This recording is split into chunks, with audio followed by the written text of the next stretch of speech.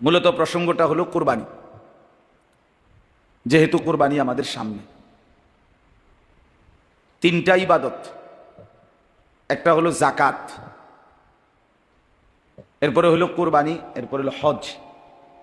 এই তিনটা ইবাদত ফরজ এবং ওয়াজিব, অর্থাৎ জাকাত এবং হজ ফরজ আর কোরবানি হলো ওয়াজিব।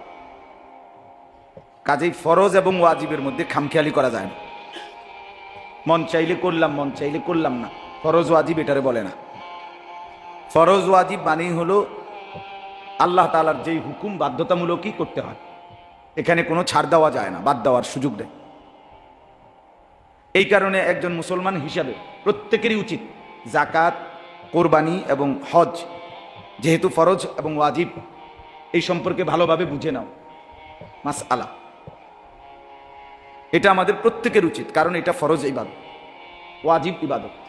নামাজ, জাকাত, রোজা, নামাজ রোজা যেমন ফরজ, তো জাকাত হজ তেমনই ফরজ।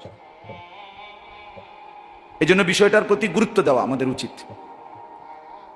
2 নাম্বার হলো এই তিনটাই আর্থিক ইবাদত বিশেষভাবে, অর্থাৎ অর্থ সম্পর্কিত, টাকা পয়সা খরচের বিষয়।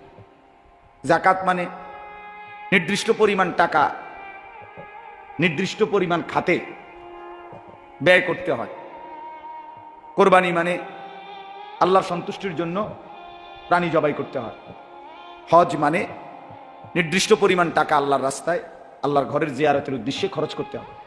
তো যেহেতু খরচের বিষয়, আয়ের বিষয় না, মানে দুনিয়াবি দৃষ্টিতে আর্থিক বিষয়, এই জন্য অধিকাংশ মুসলমান এটা বুঝতে চায় কম, না বুঝার ভান করে, এই 900 কথা বলে, অর্থাৎ পাশ কাইটা যাইতে চায়। আমরা সাধারণ মানুষ, গ্রামের মানুষ, মূর্খ সুরুক্ষ মানুষ, আমরা কি আর এত কিছু বুঝমুনি হুজুর? এটা শুধু দেখবেন উনি এই ব্যাপারেই বলে, দ্বীনের ব্যাপারে। তো দুনিয়ার ব্যাপারে ওনারে আপনি বলেন, আপনি সাধারণ মানুষ, গ্রামের মানুষ, আপনি ফ্যান দিয়া কিনবেন, লাইট দিয়া কিনবেন, কথা বুঝছেন না? আপনি টাইলস দিয়া কিনবেন, আপনি হলেন গ্রামের সাধারণ মানুষ, আপনি কোন রকম মোমবাতি হারিকেন দিয়েই তো চলা উচিত। এইটা আপনি বলে দেখেন না, উনি মানেনি, কথা বুঝছেন না? আপনি না বলে গ্রামের সাধারণ মানুষ, এখানে কিন্তু মানবে না। আপনি না সাধারণ মানুষ, তাহলে আপনি কা গরুর গোশত দিয়ে ভাত খাইবেন? আপনি তো শাক লতা ফাতা দিয়েই ভাত খাওয়া উচিত। কই না, দুনিয়ার বেলায় শতভাগ, আখিরাতের বেলায় দরকার নেই। ইয়ালামুনা যাহিরাম মিনাল হায়াতিদ দুনিয়া ওয়া হুম আনিল আখিরাতি হুম গাফিলুন। আল্লাহ তাআলা বলেন, মানুষগুলো দুনিয়ার বাহ্যিক দিক এটা তো খুব বোঝে, কিন্তু আখিরাতের ব্যাপারে একদম গাফিল। যত মূর্খ হোক, একেবারে মূর্খ মানুষ, আপনি জিগান না যে চাচা বিএস সিএস আর এস কিতা বুঝেননি? কেউ বুঝিনি মানে আমি ঈদে মানুষের বুঝাই, বুঝছেন না? এই সেই দিনও এক মুরব্বী, একেবারে না হইলেও 70-এর উপরে বয়স হবে, ওনার বাড়িতে আমি গেছি। উনি আমারে বলতেছে যে হুজুর, গ্রামে যে কোনো দলিলে কাগজপত্রে ঝামেলা হইলে শেষ মানুষ আমার দ্বারা আইয়ে। তাহলে উনি দুনিয়া কি বুঝাটা বুঝে, কিন্তু আখেরাত বুঝে না। আখেরাত বুঝে না, সূরা কেরাত সহি শুদ্ধ পারে না, অজু গোসল সুন্নত তরিকা জানে না, শরীয়তের ন্যূনতম প্রয়োজনীয় মাসআলা জানে না, জানে না যে এটা যে অপরাধ, না জানা যে একটা পাপ, এটাও মনে করে না, হাসতে হাসতে কয়। স্বাভাবিকভাবে অনেক জেনারেল শিক্ষিত মানুষ দেখবেন স্বাভাবিকভাবে বলে, আমি কোরআন শরীফ পড়তে জানি না হুজুর। বাহ, এটা যে একটা অপরাধ, ত্রুটি, অন্যায়, এইটাও তার ভিতরে লজ্জা শরম নেই, স্বাভাবিকভাবে বলে। স্কুলে পড়ছো তো তোমার কোরআন শরীফ শুদ্ধ করতে হবে না, এটা কে তোমার ফয়সালা দিল? কলেজে পড়ছো, ইউনিভার্সিটিতে পড়ছো, ডাক্তার হইছেন, ইঞ্জিনিয়ার হইছেন, দুনিয়ার লাইনে, আপনি নামাজ শুদ্ধ হইতে হবে না, কোরআন শুদ্ধ হইতে হবে না, আপনার জন্য ছাড় আছে, এটা কে ফয়সালা দিল? বলেন না, এমন ফয়সালা কারো দেওয়ার অধিকার আছে? তো এটা কই থেকে নিল? ছোটবেলায় পড়ি নাই, মাদ্রাসায় পড়ি নাই, অথবা স্কুলেও পড়ি নাই, অথবা আব্বা পড়তে দিছিল, আমি পড়ি নাই হুজুর, 2-4 বার বাইকে যাওয়ার কারণে আমার আর পড়াইছে না, সবই ঠিক আছে, মেনে নিলাম। এরপরে আর বুঝ হওয়ার পরে আর পড়তে হবে না, এই ফয়সালা তোমারে কে দিল? আপনারে। কথা বলেন, যে আপনি যেহেতু একবার ছোটবেলায় শিখেন নাই, তাহলে আর মৃত্যু পর্যন্ত শেখার দরকার নাই। কি লেগে শিখলেন না ছোটবেলায়, অতএব এবার অশুদ্ধই চলতে থাকুক মৃত্যু পর্যন্ত। এই সিদ্ধান্ত নেওয়া কেমনে নিল মুসলমান? তাহলে মূল বিষয় হলো, যত মুসলমানের দেখবেন অজু, নামাজ, সূরা, কেরাত, দোয়া, কালাম অশুদ্ধ, মূল কারণ কিচ্ছু না, মূল কারণ হলো উনি আখিরাতকে কিছুই মনে করেন। এটার কারণে যে কবরে অসুবিধা হবে এটা উনি মনেই করেন, এর কারণে যে উনি পরকালে কষ্ট পাবে এটা উনি মনেই করেন, মনেই করেন। মন মতো নামাজ, বুড়া মানুষ এমনি ভালো মানুষ, দাড়ি টুপি আছে, নামাজও পড়েন, মসজিদও আইয়ের, কিন্তু খবর নেন সূরা কেরাত টোটাল অশুদ্ধ। অশুদ্ধ যে এটার উপর উনি মাইনা নিছে, উনি আর ঠিক করবে না, সিদ্ধান্ত নিছে হুজুর দাদা কইছে বাইনতাম দান, বাইনতে আছি ও দাদান, মানে বিজা দান। বিজা দান চাউল বাইর হয় না, বিজা দান এ করলে ঢেকি দিয়া ওটার থেকে কি হয় না, চাউল আলাদা হয় না। তো এটা আমাদের হালাত, এটা খুব বেশি সীমা লঙ্ঘন। 60 বছর পরেও কোরআন শরীফ অশুদ্ধ নিয়ে কবরে গেল, উনি কিন্তু শক্ত পিঠা খাবে। 60 বছর পরেও উনি অজু নামাজ ঠিক মতো পড়তে পারে না সুন্নত তরিকা, উনি কিন্তু শক্ত মার খাবেন, এটা মনে রাখবেন। হ্যাঁ, আপনার মন মতো আপনার খামখেয়ালি নামাজ পড়লে হবে না, শুদ্ধ হইতে হবে। আমল শুধু আমল হলে হয় না, আমল সালেহ হইতে হয়। আমলে সালেহ বলে বিশুদ্ধ আমলকে, সালেহ মানেই বিশুদ্ধ হওয়া, সালাহ হওয়া। নেক আমল তখনই নেক আমল যখন বিশুদ্ধ আমল। নেক আমল বলে বিশুদ্ধ আমলকে, বিশুদ্ধ আমলকেই নেক আমল বলে। যেটা বিশুদ্ধ আমল সেটাই নেক আমল, যেটা নেক আমল সেটাই বিশুদ্ধ আমল। ভুল আমল নেক আমল না, ভুল আমল কি আমল না বলেন না কেন? নেক আমল না। এটা জরুরি বুঝা, এটা খুব জরুরি। বাস আপনার মন মতো আপনি কুরবানি। আমগো ঘরে মানুষ 6 জন, কামাই করে 4 জন, সবাই কিছু কিছু দিছে, বাপের নামে কোরবানি দিচ্ছে। আব্বা মুরব্বী মানুষ, এবার আর বাঁচবেই কয়দিন, এবার নামে কোরবানি দিছে। বাহ, মানে আপনাকে খাম খেয়ালি আর কি, এটা আপনার মন মতো আর কি, আপনাদের খেয়াল খুশি মতো কোরবানি। শরীয়ত আপনাদের খেয়াল খুশি মতো তো তো কোরবানি ওয়াজিব হলো যত জনের উপরে, আপনি দিলেন কয় জনের কোরবানি? তো এটা কেমনে হলো? কোরবানির ঈদের দিন 10ই জিলহজ এবং তার পরের 2 দিন, এই 3 দিনের ভিতরে যার কাছে তার সংসারের মৌলিক খরচ, ওষুধপত্র, কাগজ কলম খাতা, বাজার সদাই, এগুলোর অতিরিক্ত যার কাছে যা আছে বাকি, আলগা জমি, আলগা ক্ষেত, আলগা ফসল, আলাদা ব্যাংকে টাকা, ব্যবসার মাল, তার কাছে অতিরিক্ত যা আছে সবটার দাম যদি একত্র করে 52.5 ভরি রূপার দাম, বর্তমানে 1 ভরি রূপার দাম হলো ঢাকাতে 1600 টাকা, আমি জিজ্ঞাসা করে দিচ্ছি, 84,000 টাকা মোট, তাইলে 52.5 ভরি রূপার দাম, এই টাকা সমপরিমাণ যদি ওইগুলোর মূল্য হয় ঈদের দিন, 1 বছর না, ওই ঈদের দিনে শুধু, ওই দিনে যদি এই পরিমাণ সম্পদ কারো কাছে থাকে অতিরিক্ত 84,000 টাকা মূল্যের, তার উপরেই কোরবানি ওয়াজিব। কি পরিমাণ মুসলমানের উপরে কোরবানি ওয়াজিব বলেন না কেন? 2 ছেলে বাজারে ব্যবসা করে, দোয়ানদারি করে, দুজনেরই 80-90 হাজার 1 লাখ টাকা ব্যবসার পণ্য আছে, অতিরিক্ত টাকা আছে, তাহলে দুজনের উপরেই কোরবানি ওয়াজিব। কিন্তু কোরবানি দিচ্ছে 2 জনে মিল্লা 15,000 করে 30,000 আব্বার হাতে তুলে দিছে, আব্বার নামে কোরবানি দিচ্ছে, গোস্ত তো খাইবো মিল্লা জিল্লা। তো বাবার কোরবানি না আদায় হইল, তো এই 2 ছেলের কোরবানি, কথা বলেন না কেন?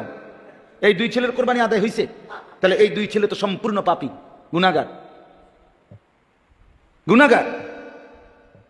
ছেলেটা বিদেশ থাকে, ছেলে বিদেশ, সারা বছরই সে টাকা পাঠায়, কথা বুঝেন তো? এই টাকা কোরবানির উপলক্ষে ছেলেটা বিদেশ থেকে 30,000 টাকা পাঠাইছে, 40,000 টাকা পাঠাইছে, বাড়িতে বাপমার নামে কোরবানি দিছে। এ বেটার বউও নায়নাত কুরো সবাই গোস্ত মস্ত খাইছে, কিন্তু ছেলেটা তো বিদেশ থাকার কারণে নিঃসন্দেহে তার কাছে 80-90 1 লাখ 2 লাখ টাকা আছে না? কথা বলেন না কেন? আছে কি না বলেন? তো তার উপরে কোরবানি ওয়াজিব না? তো তার কোরবানি কই? তার ওয়াজিব কোরবানি আদায় হয়েছে কই? এটা তো তার বাপের নামে না কোরবানি আদায় হলো, ছেলেটার কোরবানি কোথায়? এভাবে যদি 10 বছরও কোরবানি ওই ছেলেটা টাকা দেয় আর বাপের নামে কোরবানি দেয়, তো এর কোরবানি কসম ছেলের কোরবানি আদায় হবে না, সে পাপী থাকবে, গুনাহগারী থাকবে। তো কি পরিমাণ খামখেয়ালি আমাদের সমাজে বলেন না। ছেলে বিয়ে করে নাই কিন্তু কামাই করে, হয় দেশে নলে বিদেশে, কিন্তু হয়তো অবিবাহিত, কিন্তু বালেক, 14 বছরের ঊর্ধ্বে বয়স। এমন ছেলের কাছে 1 লাখ 2 লাখ টাকা জমা আছে, অথচ সে এখনো বিবাহিত না। কোরবানি ওয়াজিব হওয়ার জন্য বিবাহিত হওয়া কোনো জরুরি না। এখানে বালেগ হইতে হবে, মুসলমান হইতে হবে, এবং ওই পরিমাণ সম্পত্তি, ওই যে টাকা 52 ভরি রূপার দাম 84,000 কিংবা কম বেশ হইতে পারে, এই পরিমাণ সম্পত্তির টাকার মালিক সে, নিঃসন্দেহে এই ছেলেটার উপরে কোরবানি আছে। কই তার কোরবানি কই? হেতে তো মাতে না, কারণ হেতে তো বিয়ে করছে না, হেতে হতাৎ গোস্ত রানলে রুটি বানাইলে এতে ভাত খায়, গোস্ত খায়, কথা বুঝছেন? অথচ তার উপরেও কি কোরবানি ওয়াজিব। বলেন, স্ত্রী মহিলা, তার কাছে 1 বড়ি 1.5 বড়ি 1/2 বড়ি স্বর্ণ আছে কোরবানির দিন, গহনা আর কি, সাথে 5,000 10,000 টাকা আছে হে বেডির নিজের টাকা জমা, ওনার টাকা আছে। এই দুইটা মিলাইলে স্বর্ণ এবং টাকা, অথবা স্বর্ণ এবং রূপা, এই দুইটা মিলাইয়া মহিলার কাছে, মনে করেন জোয়ান মহিলার কাছে রূপা থাকে, রূপার নূপুর বানায়, বুড়ো বেডি জানবে না, কিন্তু জোয়ান মহিলাদের কাছে আছে অনেকের। এই স্বর্ণ এবং রূপা যে দূরে হোক, দুইটা মিলাইয়া যদি 84,000 টাকা দাম হয়, এই মহিলার উপরে কোরবানিও আছে। স্বর্ণ এবং ওই মহিলার জমা টাকা, এই দুইটা মিলাইলে যদি 84,000 টাকা হয়, 84,000 টাকা কিন্তু কম বেশ হইতে পারে। আমি 1600 টাকা দৈরা কইছি, মুরাদনগরে আমি জিজ্ঞেস করছি, কোম্পানিগঞ্জ বাজারে 1 বড়ি 1350, 1350 টাকা, সেই হিসেবে 71,000 টাকা, বুঝছেন হিসাবটা? তাইলে এই মহিলার স্বর্ণ এবং টাকা নগদ 1 বছর লাগবে না, শুধু কোরবানির ঈদের দিন এবং তারপর দিন যে কোনো একদিন যদি এই পরিমাণ টাকা এবং স্বর্ণ দুইটা মিলাইয়া 84,000 টাকা হয়, এই মহিলার উপরে কোরবানি ওয়াজিব। কি পরিমাণ মহিলার উপরে কোরবানি ওয়াজিব বলেন? কই আসেনি, খবর আসেনি? বেডিরে তো দিছে হুদা রুটি বানাইতো, মহিলারে দিছে শুধু কি রুটি বানাইতো, দায়িত্ব দিয়ে দিছে। মহিলা দুনিয়াতে আসছে শুধু রুটি বানাইবো আর বা গোস্ত রাখবো, আর ব্যাড হইতে বইয়া বইয়া সিহন সিহন আলাপ করে রুটি খাবে। বাহ, ওটা বন খায়, রুটি খায়, পান খায়, চা খায়, বিড়ি খায়, ব্যবসা ভালো, বুঝেন না? টেয়া ফুতের বিদেশের হেবড়া কোরবানি দিয়া মোজ করে, ফুতেও গুনাগার, বউ গুনাগার, সব না ফরমান লইয়া গোস্ত খায়। কি আশ্চর্য কথা, কি অবাক করা বিষয় বলেন। ওই ছেলে, এটা লইয়া এরকম খটর শুরু করতে পারে, ফালতু বেটা। এজন্য বললাম বাপ, দিন শিখতে হয়, শরীয়তের বিধান শিখতে হয়। একটা মেয়ে মনে করেন সাবালিকা, অনেক বিয়ে হয় নাই, কিন্তু তার বাপে তার জন্য বিয়ের আগেই স্বর্ণ এবং টাকাও আছে তার কাছে জমা, স্বর্ণও আছে, এমনি দিয়ে রাখছে আগে, মালিক সে। তবে বালেগা, সাবালিকা মেয়ে, 13 বছরের পরে 14-র ভিতরে মেয়ে সাবালিকা হয়। যেদিন মাসিক ঋতুস্রাব শুরু হয় সেদিন থেকেই সাবালিকা। ছেলেটার যেদিন প্রথম বীর্যপাত হয় সেদিন থেকেই সে বালেগ। তাহলে ওই মেয়েটা স্বর্ণ এবং টাকা যদি তার কাছে থাকে, অবিবাহিত হোক, তার উপরেও কোরবানি ওয়াজিব, তার কোরবানি আদায় করতে হবে। আমি আপনার গত বছর 1 লাখ টাকা হাওলাত দিছিলাম, মনে করেন গত 1 মাস আগে বা 2 মাস আগে, 6 মাস আগে, 9 মাস আগে, 1 বছর আগে। আপনি দেন না, ঈদের দিন আমি এমনি, আমার দ্বারা কোনো টাকা ছিল না, কোরবানি দিলাম নইলে মনে করেন, কিন্তু আমার ওই পাওনা টাকাটা ঈদের দিন আপনি আমারে দিছেন। এই দিন এই টাকাটা আমার সংসারের এমনি যে বাজার খরচা টরচা, এটি আমার কাছে আছে, টাকা 8-10,000 টাকা যেটি লাগে এটি আমার আছে। তাহলে এই টাকাটা অতিরিক্ত কিনা, ওই যে পাওনা টাকাটা দিলেন, আজকে দিলেন কোরবানির দিন বা তারপর দিন, তাহলে এই ব্যক্তিকে কোরবানি করা ওয়াজিব, আপনি কোরবানি দিতে হবে। কারণ আপনি না এখন কি হয়ে গেছেন, 84,000 টাকার বেশি মালিক হয়ে গেছেন না। আপনি যদি কোনো মা খাইছে না, তো টেয়া লইয়া বিপদে না পড়লাম, পাওনা টাকা নিয়ে কি করলাম? তা আমার কাছে বুদ্ধি আছে, আপনি এই টাকা না নিয়ে হাতের মাফ করে দেন ওই বেটারে, তাহলে আপনার কোরবানির 20,000 টাকা বাচ্চা গেল, 80,000 টাকা চলে গেল। কথা বলেন না কেন? এই জন্য খামখেয়ালি করলে হবে না। মুসলমানের বাপ মনে রাখতে হবে, শারীরিক ইবাদত যেভাবে ফরজ ওয়াজিব, আর্থিক ইবাদতও সেভাবে ফরজ ওয়াজিব। এই জন্য একটা জিনিস সূক্ষ্ম মনে রাখবেন, এক মুসলমান প্রতিদিন নিয়মিত তার জীবনে শারীরিক এবং আর্থিক উভয় ইবাদত সমানভাবে করতে হবে। এই প্রয়োজনীয়তা গুরুত্বের জন্যই কোরআনুল কারীমে আল্লাহ তাআলা যত জায়গায় নামাজের কথা বলছেন, তত জায়গায় রোজার কথা না, যাকাতের কথা, ইনফাকের কথা, আল্লাহর রাস্তায় সম্পদ ব্যয়ের কথা বলেছেন। বুঝছেন নি আপনি কথা? এটা আপনারা শুনছেন নি? ওয়াজ এটা কোনোদিন অবশ্যই শুনছেন যে কোরআনে যতবার নামাজের কথা ততবার যাকাতের কথা, এটা বলছেন না? আপনারা শুনছেন না? শুনছেন মিয়া, মিছে কথা কইেন না, শুনছেন। তাহলে কেন কেন বারবার এটা বললেন? আল্লাযীনা ইউমিনুনা বিল গায়ব ওয়া ইউকিমুনাস সালাতা ওয়া মিম্মা রাযাকনাহুম ইউনফিকুন। এই যে নামাজ, ইনফাক। ইনফাক মানে আল্লাহর রাস্তায় সম্পদ ব্যয় করা, বুঝছেন? ইনফাক কোন? তো এই শব্দটা কোনছে? ইনফাক এটা কোন? বলেন, মাতালারেন না, মুখে বলেন। এই এটা আপনি বুঝছেন, এটাই যাকাত, এটাই সাদাকা, এটাই আল্লাহর রাস্তায় টাকা খরচ করা, সবটা এটার ভিতরে অংশ। কোরআনে আল্লাহ বলছেন, ইন্নামাল মুমিনুনা আল্লাযীনা ইযা যুকিরাল্লাহ ওয়াজিলাত কুলুবুহুম ওয়া ইযা তুলিয়াত আলাইহিম আয়াতুহু যাদাতহুম ঈমানান ওয়া আলা রাব্বিহিম ইয়াতাওয়াক্কালুন। মুমিনের সিফাত বলছে আল্লাহ পাঁচটা, এর মধ্যে চতুর্থ এবং পঞ্চম, আল্লাযীনা ইউকিমুনাস সালাতা ওয়া মিম্মা রাযাকনাহুম ইউনফিকুন। এই যে নামাজ এবং ইনফাক, উলাইকা হুমুল মুমিনুনা হাক্কা। আল্লাহ বলে এরাই সত্যিকার অর্থে মুমিন। তাহলে কি বোঝা গেল বাপ? এক মুসলমান মানেই হলো যে নামাজও পড়বে নিয়মিত, আল্লাহর রাস্তায় সম্পদ ব্যয় করবে এটাও নিয়মিত, কখনো যাকাত দিবে, কখনো কোরবানি দিবে, কখনো হজ করবে, কখনো উমরা করবে, কখনো দান করবে, কখনো সাদাকা করবে, নিয়মিত। আমার আয় যেমন চিন্তা করি নিয়মিত, আমার সম্পদ আল্লাহর রাস্তায় খরচ করতে হবে, তাও নিয়মিত। হোক 1 টাকা, হোক কয় টাকা? 1 টাকা হোক, ওয়ালাউ বিশিক্কি তামারা। নবী সাল্লাল্লাহু আলাইহি সাল্লাম বলেন, প্রয়োজনে খেজুরের দানা, প্রয়োজনে খেজুরের দানাটা দিয়ে হলেও নিজেকে জাহান্নাম থেকে বাঁচাও। ছোট্ট হোক, সামান্য, আটা নাই হোক, 50 পয়সাই হোক, জাহান্নাম থেকে বাঁচাও। ইত্তাকুন নার ওয়ালাউ বিশিক্কি তামারা। জাহান্নাম থেকে বাঁচো। সাদাকা জাহান্নাম থেকে বাঁচায়, আল্লাহর রাস্তায় খরচ জাহান্নাম থেকে বাঁচায়। কোরআনুল কারীমে আল্লাহ বলছেন, ওয়াল্লাযীনা ইয়াকনিজুনা আয-যাহাবা ওয়াল ফিদ্দা ওয়া লা ইউনফিকুনাহা ফী সাবিলিল্লাহ ফাবাশশিরহুম বিআযাবিন আলীম। সরাসরি কোরআনে না, যারা স্বর্ণ রৌপ্য সম্পদ জমা করে অথচ আল্লাহর রাস্তায় ব্যয় করে না, এই যে ফরজ খাতে, ওয়াজিব খাতে, নফল খাতে ব্যয় করে না, আল্লাহ বলছেন হে নবী তাদেরকে অত্যন্ত ভয়ানক আযাবের সুসংবাদ, খুশখবরি জানান। একটি সুসংবাদ, আপনাকে সাংঘাতিক পীড়া দেওয়া হবে।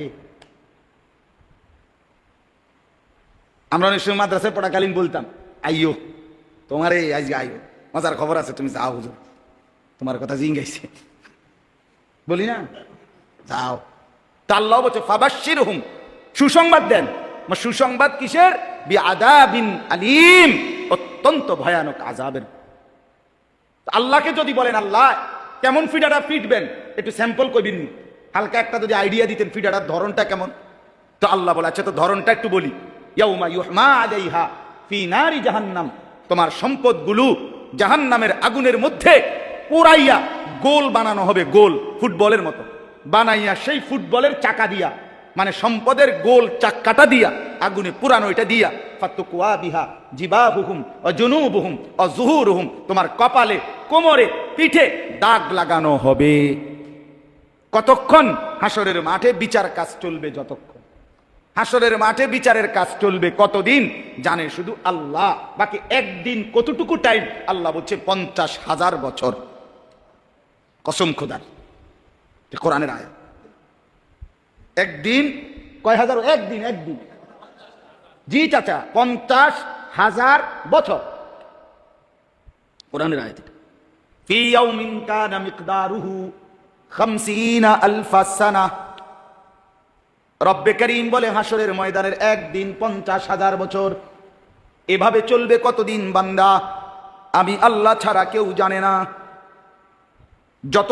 যতক্ষণ মিশকাতে হাদিস আছে, আল্লাহর নবী বলছে হাসরের ময়দানে বিচার চলবে যতক্ষণ যাকাত আল্লাহর রাস্তায় সম্পদ ব্যয় করে নাই, আদায় করে নাই, ওই নাফরমানের হাসরের ময়দানে দাগ লাগাইতে থাকবে ততক্ষণ। কি ভাবছেন বাপ? এই জন্য আজকে শুধু এই বিষয়টা বললাম। নামাজ যেমন গুরুত্বপূর্ণ, তো যাকাত গুরুত্বপূর্ণ হলো না কেন? কথা বলেন না কেন? হ্যাঁ, ইসলামের খুঁটি না? হজ গুরুত্বপূর্ণ হলো না কেন? আমি হুজুর একটা মাসালা বলি, আপনার ঘরে শুধু একটা মাসালা বলি, আপনারা কিন্তু শুধু মিলাইবেন। এরপর একটা টিস্যু বক্স আছে না, যে বক্সে বা ছোট্ট রেয়ালে, যে প্লাস্টিকের রেয়াল, যদি দেখেন তো আসেনি, ওটা রাখতাম। একটা মাসালা বলি চাচা, আপনারা কিন্তু শুনেন। কোন ব্যক্তির কাছে তার যে বসত বাড়ি যেটার মধ্যে থাকে, সবাই মিলাইয়েন, আপনারা সবাই তাকাইয়েন না, আপনারা আমার দিকে দেখেন। কোন মুসলমানের তার যে বসত বাড়িটা যেটার মধ্যে সে থাকে, এইটা বাদে, হ্যাঁ মাশাআল্লাহ,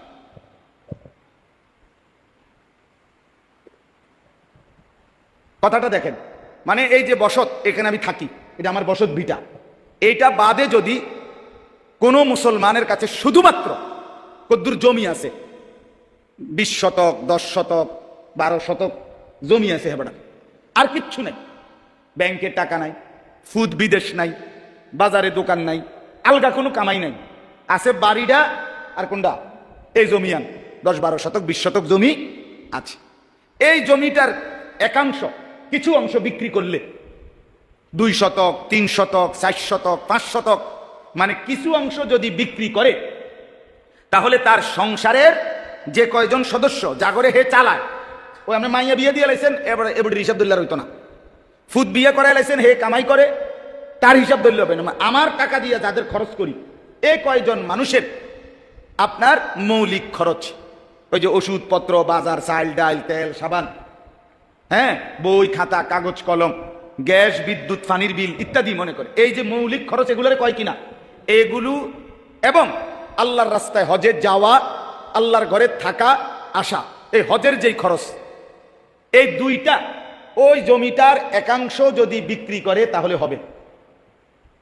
ধরেন আমার নাম আনিসুর রহমান, আমার বউ আর আমার ছেলে মেয়ে আছে 4 জন, তাহলে আমার 6 জন হলো না, আমি হজে যাবো, তাহলে আর রয়েছে কয়জন? 5 জন। এই আমার ইনশাআল্লাহ, আল্লাহ চাই তো এই বুধবারে ফ্লাইট, আল্লাহ যদি কবুল করেন সে দোয়া করবেন। তো এখন আমার এই স্ত্রী সন্তান 5 জন, তাদের 1.5 মাস বা 2 মাসের ওই যে হজে যাওয়া আসা থাকার সর্বোচ্চ 1.5 মাসের প্যাকেজ। তো এই সময়ে তাদের বাজার খরচ, মৌলিক খরচ, আচ্ছা ধরেন এই 1.5-2 মাসে একারে সর্বোচ্চ 2 লাখ টাকা, এত টাকা লাগবে বাজার সদাই, আচ্ছা ধরেন পালা করে খাইব, নলে আমি ভাই না নাই দীক্ষা টাকা, আর হজের টাকা 7 লাখ, হজের টাকা কত ধরলাম? 7 লাখ, কত হইল তো নয়, আরো 1 লাখ ধরেন, 10 লাখ। এই 10 লক্ষ টাকা ওই আমার এই 10 শতক 12 শতক জমির 3 শতক বেচলে, 4 শতক বেচলে 3 লাখ টাকা করে শতক, 3 তিরিকা 9 লাখ, 3 শতক বেচলেই 9 লাখ টাকা হয় কিনা? কথা বলেন না কেন? অথবা আরেকটু ধরেন 4 শতক, 5 শতক, মানে একাংশ বিক্রি করিলে হজের টাকা এবং আমার এই সংসারের খরচের টাকা, এই কয়দিনের, সারা বছরের না, এই কয়দিনের হবে, এবং ফিরে আসার পরে ওই বাকি জমিটা দিয়া সংসারের খরচ চলবে। আমি আসার পরে আরো কদ্দুর জমি রয়েছে না আমার, ওইটা দিয়ে ইচ্ছা করলেই আমার কি চলবে? সংসারের খরচ চলবে। এই মুসলমানের যদি কসম খোদা আর কিচ্ছু নাই, শুধু এই জমিটা আছে, যেটার একাংশ বিক্রি করিলে হজের টাকা, সংসারের এই 1.5-2 মাসের টাকা খরচ হবে, আর বাকি জমিটা দিয়া আসার পরে সংসার চলবে, তাহলে শুধু এটুকু জমি থাকার কারণে ওই মুসলমানের উপরে হজ করা ফরজ, ফরজ, ফরজ। আপনি যদি বলেন নাই তো বিশ্বাস না হয়, আমি দেওবন্দের ফতুয়ার কিতাব আপনাদের দেখাই দেব। কি খবর বলেন? হ্যাঁ, এবার হিসাব কন। আপনি যে বইয়া বইয়া কোঁতান গেলাম হইলে মনে তো কয়, আল্লাহর ঘরে তো কে না যাইতো চায়, তারা 3টা ফুট বিদেশ পাঠাইছি, তারারে যদি খোদাই লোয়াইতো, তারা যদি কোগা টাকা পয়সা দিত, তাইলে গেলাম হইলে হুজুর যাইতাম তো মনে কয় অনু ছোট মাইয়াকে বিয়া দিছি না, আপনি আলাপ করেন এদিকে। হ্যাঁ, আপনার খামখেয়ালি এটা ফরজ ইবাদত না? কথা বলেন না কেন? তো এটা কি খামখেয়ালি চাচা? তো আপনার মাইয়ার বিয়া আইয়া বললাম না, বুঝছেন না? মানে যদি একাংশ অর্থাৎ যদি এমন হয় যে আমার এই 9 লাখ টাকা ব্যবস্থা করতে পুরা জমিটা বেচতে হইব, কথা বুঝছিনি, তাইলে হবে না। ও আমি তো এটা ভাঙ্গেই করলাম, বুঝছিনি চাচা? আবার ঠিক আছে, উনি জিজ্ঞাসা যে আইয়া খাইব, এটাই তো বললাম। যদি এটুকু জমি হয় যেটুকুর এক অংশ বিক্রি করলে হজের টাকা হয়, খরচের টাকা হয়, আর বাকিটা দিয়া আইলে কি চলবে? সংসার চলবে। তাহলে এরকম মুসলমান এই সমাজে 20 শতক 30 শতক 40 শতক ওয়ালা জমি মানুষ নাই? কথা বলেন না কেন? না না বুড়া কক, আপনি কোন আসেনি এমন? তো 5 শতক বেচলে হজের টাকা হয়, তো বাকি জমিখান দিয়া সংসার চলবে না তো? হ্যাঁ, কোন চল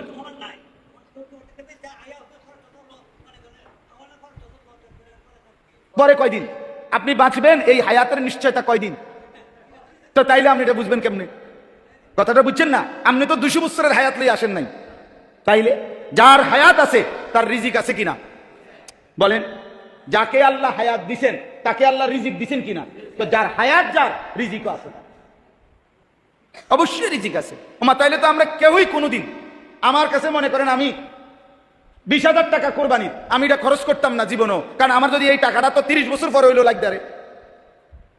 কথা বুঝছেন না? আমার টাকা কি কোনোদিনও শেষ হইতো না? তো তাহলে আমি কেমনে কোরবানি দিবেন? আপনি কেমনে দান করবেন? আপনি তো 10,000 টাকাও দরকার না।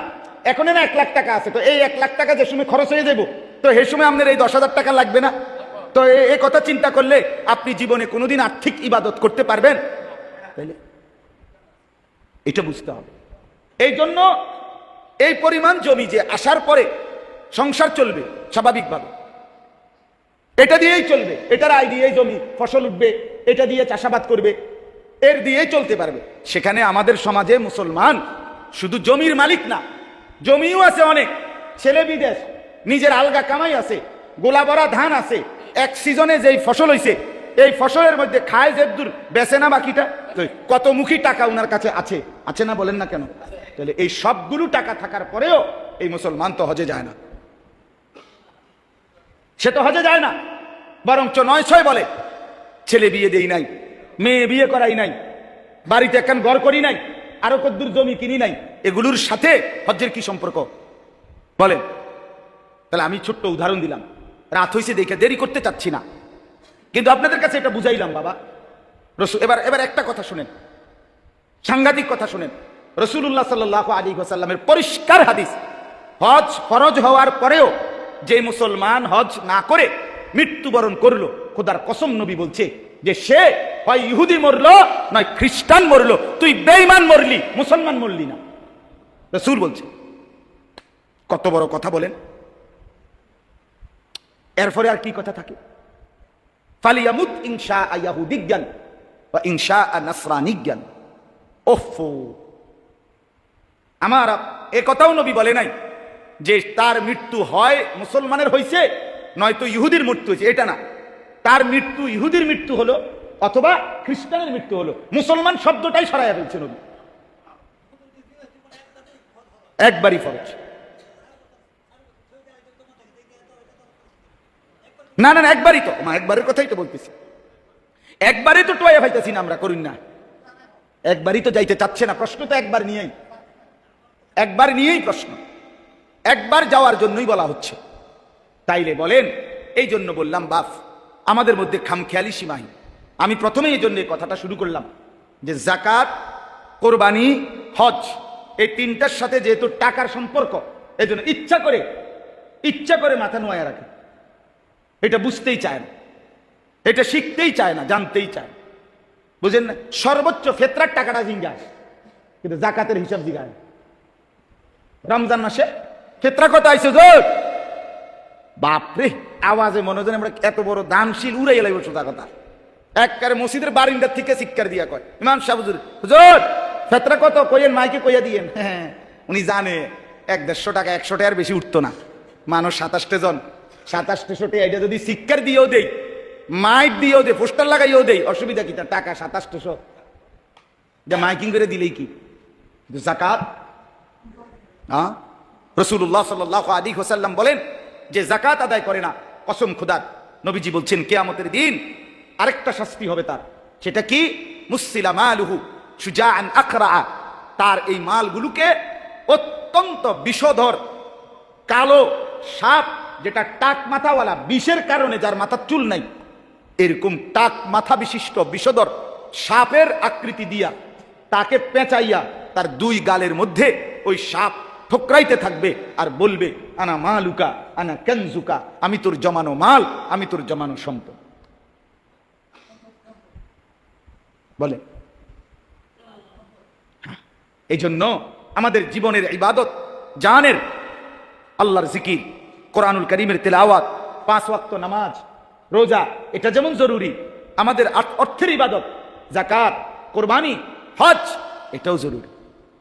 এটা ফরজ ওয়াজিব, এটা নফল না। আপনি মন চাইলে, এটা আওয়াবিন নামাজ না, যাকাত মানে আওয়াবিন, হজ মানে তাহাজ্জুদ, নফল ইবাদত, যে আপনার করলে অনেক সওয়াব, না করলে সমস্যা নেই, এমন জি না, এটা ফরজ।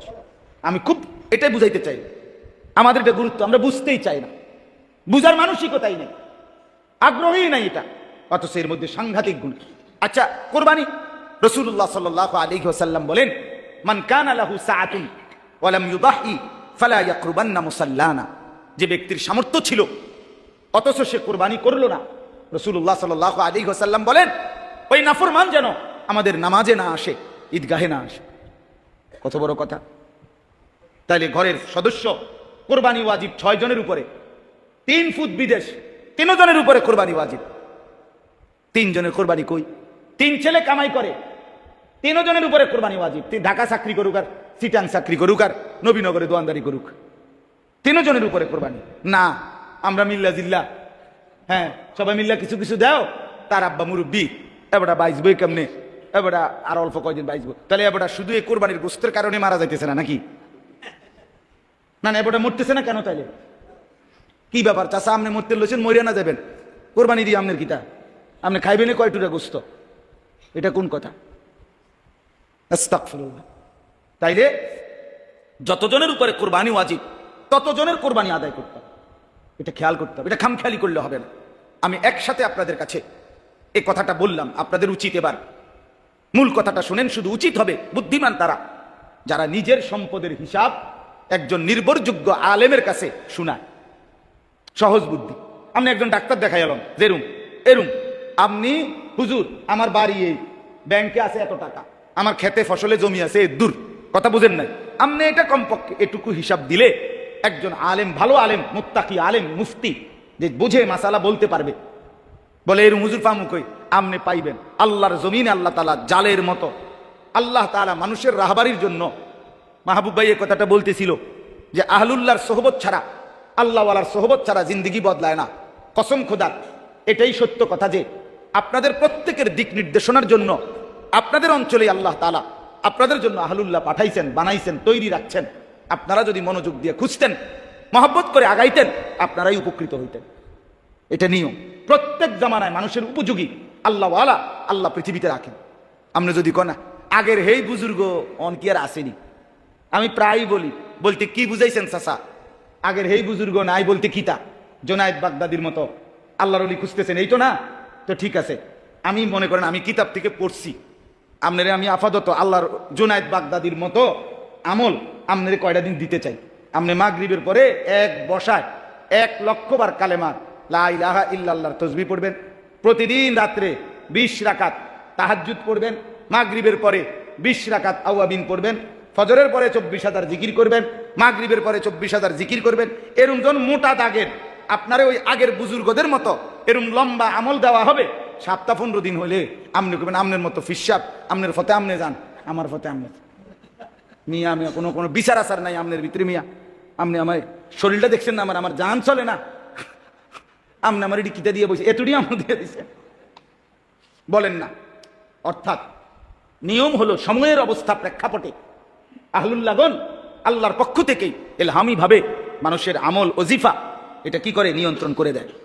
এখন আপনি পারবেন না, এখন আপনি ইমামে রব্বানি হযরত মাওলানা রশিদ আহমদ গাঙ্গুহি রাহমাতুল্লাহ শেষ জীবনে চোখে দেখতেন না, চোখ দিয়ে পানি পড়তো, চোখে দেখতেন না। উনি শেষ জীবনে উনি আফসুস করে বলতেন, আহা, যখন চোখে দেখতেন না, বুড়া হয়ে গেছে একদম, তখন বলতেন, হায় আমি তো আগের মতো আল্লাহ তাআলার তাসবিহ জিকির কালেমা শরীফের জিকির করতে পারি না। তখন ওনারে জিজ্ঞেস করছে, হযরত আপনি এখন এই বৃদ্ধকালে শেষ বয়সে কালেমার জিকির কয়বার করেন? কয় এখন তো মাত্র 1,00,000 বার প্রতিদিন কালেমা শরীফের জিকির করি, আগের মতো তো পারি না বাপ। চলেন না, আমিও জুনায়েদ বাগদাদি, আমনেও মুরিদ, আইন না চলেন শুরু করি। হ্যাঁ, এই গরমের মধ্যে চলেন না শুরু করি, তো তখন টের পাওয়া যাবো আপনি যে কোন আসেনি হেই বুজুর্গ, আপনি কি হওয়াদের, আপনার শরীরের কি হালাত, কথা বুঝেন নাই। এই জন্য আহলুল্লাহ আছে, আছে কিনা বলেন না কেন? আমাদের অবস্থা অনুপাতে আমাদের জন্য আল্লাহ পাকের প্রিয় বান্দা আছে কিনা বলেন না? ঠিক এরকম আপনাদের প্রত্যেক মাসআলা সঠিকভাবে বুঝাইয়া দেওয়ার মতো উপযুক্ত মুফতি আলেম খোদার কসম আল্লাহ তাআলা জমিনের সর্বত্র জালের মতো বিছাইয়া রাখছেন, আছে আছে আছে, কোনো সন্দেহ আছে, অবশ্যই আছে। অতএব আপনাদের উচিত, এই আমার অনুরোধ, আপনারা দয়া করে প্রত্যেকেই নিজেরা নিজেদের আর্থিক হিসাবটা একজন হক্কানি আলেমের কাছে বলবেন, বলে জিজ্ঞেস করবেন, হুজুর আমার উপরে যাকাত, কোরবানি, হজ এই 3টা ফরজ হলো কিনা, ওয়াজিব হলো কিনা, আপনি বুঝাই দেন। কথা বুঝছেন কিনা বলেন? আপনি পেশ করেন ওনার কাছে। প্রত্যেক রুগীর হালাত তো ভিন্ন ভিন্ন। একসাথে জ্বরের রুগীও যদি 10 জন একসাথে কোনো ডাক্তারের কাছে যায়, তো ডাক্তার তো এক লগে প্রেসক্রিপশন লেখে, ঠিক না? না সিরিয়াল ধরতে হয়? কথা বলেন না, আলাদা আলাদা ঢুকতে হয় কিনা? কিন্তু রুগী সবাই জ্বরে, কিন্তু এরপরও আলাদা আলাদা আলাদা আলাদা। এক সুতা পরিবর্তনের কারণে, ওজনের তারতম্যের কারণে ওষুধ কি হয়, নালে বয়স লেখে কেন, ওজন মাফে কেন? আমাদের এক পরিচিত হুজুর, এই এক ঘরের 2 বউ, মানে 2 ভাইয়ের বউ, বেটির জ্বর ঠান্ডা লাগছে প্রথম একজনের, এ বেটিরে ডাক্তার দেখাইছে, ডাক্তার দেখানোর পরে ওষুধ যেটি দিছে, এ বেটি 2-4 দিন খাইছে, আর ওষুধ ওনার ভালো হয়েছে আল্লাহর রহমত। কিছুদিন পরে এই বেটিরে জাল, আপনারা জাল নিকন, মানে আরেক ভাইয়ের বউ, এই জাল এ বেটিরও জ্বর ঠান্ডা হয়েছে। এখন এই বেটি চালাকি করে ডাক্তার না দেখাই এই বেটিরে পরের জনরে কইছে, এডি তো ওষুধ এনতে খাও। হ্যাঁ, বুদ্ধি করে খাইছে 3 দিন, এই মহিলা পরের জন, বিশ্বাস করেন একদম মারা গেছে। আচ্ছা মারা গেল কেন? মারা গেল মূল ঘটনা হইল, পরের জন মহিলা হলো গর্ভবতী, আগের জন কি ছিল না, গর্ভবতী ছিল না। গর্ভবতী হইলে যে ওষুধ কি হয় বদলায়, এই বেকুবি তো জানে না এটা, তো তুমি পণ্ডিতি করতে গেলে কেন? কথাটা বুঝছেন নি আপনি? এই জন্য প্রত্যেকে মাসআলা আলাদা কি করতে হয়, বুঝতে হয়, বুঝতে হয়। আপনি জিজ্ঞাসা করবেন, দেখবেন আপনার ফায়দা হবে। এই জন্য আমি অনুরোধ করছি, আপনারা প্রত্যেকেই, যত জনের উপরে কোরবানি ওয়াজিব, কোরবানি প্রদর্শনী না, কোরবানি লোভ দেখানো না, কোরবানি গোশত খাওয়া না,